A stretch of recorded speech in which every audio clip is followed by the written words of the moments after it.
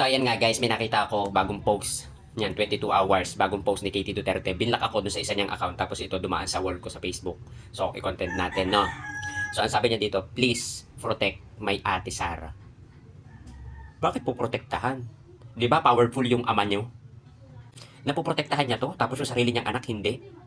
Uy! Naririnig mo ba, Kitty, ang sinasabi mo? Hindi mo ba alam na ang dahilan kung bakit nagkakaroon ng kaguluhan ay because of Sara? Because of Duterte? Because of your family?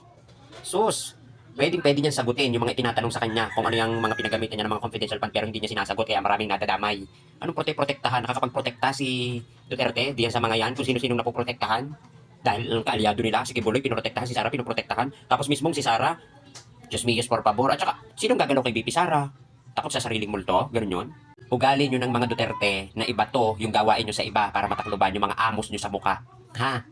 Walang gugurgur kay Sara. Si Sara na ang nagbabanta tapos si Sara pa ang puprotektahan. Kagaling. Iba.